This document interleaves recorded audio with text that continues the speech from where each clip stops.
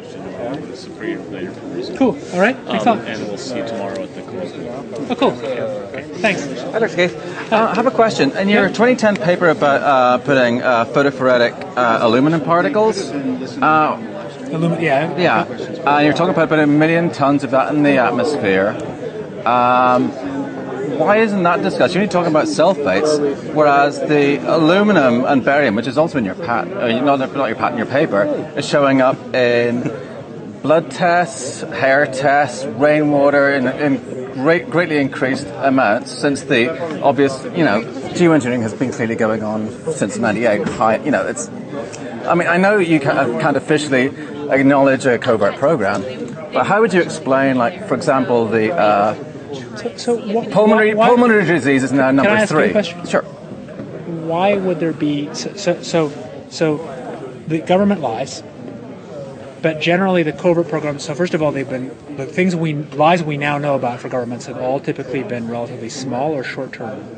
So why would there be like the Manhattan Project with 130,000 scientists? That was covert for many years. We've been lied to about every geoengineering program up until now. No, the Manhattan so Project. Why would this one be different? I think the Manhattan Project is the opposite argument. So there were Soviet spies within year 3, and there was lots known. But it wasn't publicly admitted. Which is, plenty of people know about the geoengineering program. It's a huge program. Large-scale programs can be going. Nobody.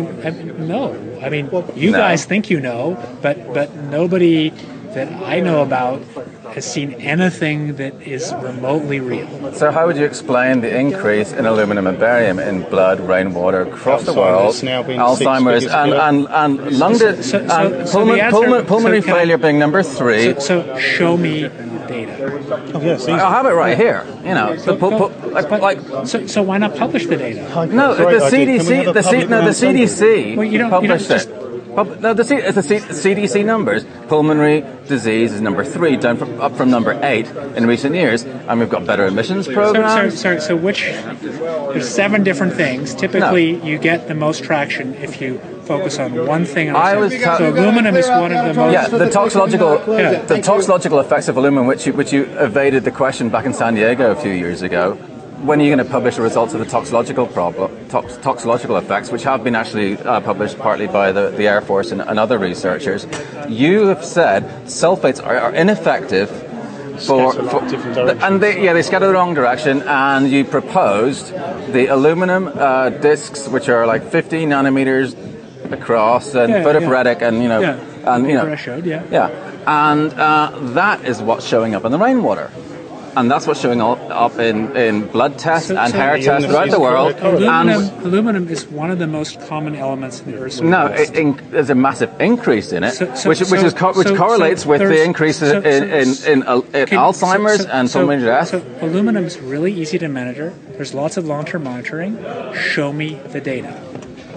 I've had conversations with a bunch of people who believe what you believe. That's an example where if it was real, it would be so easy to show.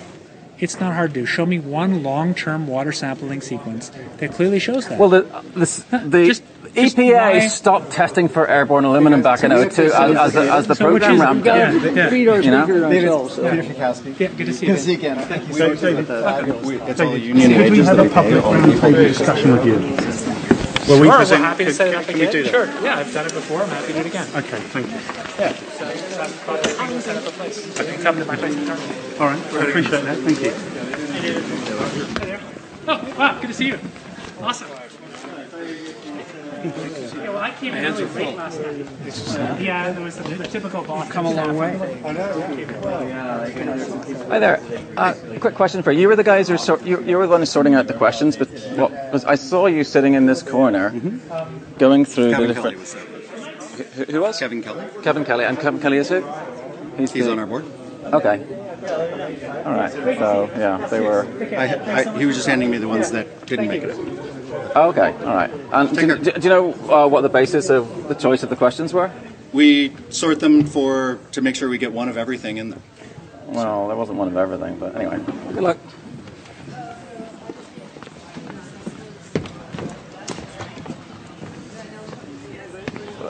Yeah. Another managed forum. Well done. Let's get the data then. Yeah. There's a great deal of data, different types of data. Yeah. Easily Yeah. sort this out. Oh, well done. Flip this over here. So, that was another, not entirely wasted episode. I mean, we let them know we're watching them, I suppose. Oh, we're on them. It won't take long.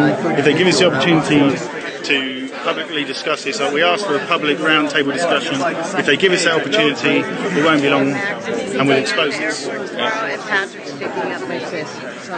So, yay. And then she's Alright, arguing. no, well, we try. I asked all the usual questions, like, it's in your research proposes putting this stuff in, and it's showing up in all the blood water and whatever, and lung disease is killing more people than ever, and Alzheimer's. They said, oh, just show me the data, show me the data. And I said, well, CDC said it. Like, oh no, show me the data. And then I said, well, the EPA stopped testing for aluminum back in 2002. I mean, it's whatever. So it's frustrating, but we've had plenty of frustration this last week down in San Jose. That was completely controlled as well. There was just no way you could, and they, But I think it's a good thing that it's a sign that they're nervous, that they have to control this stuff so tightly. So, all right, so yay. Good for you, I think.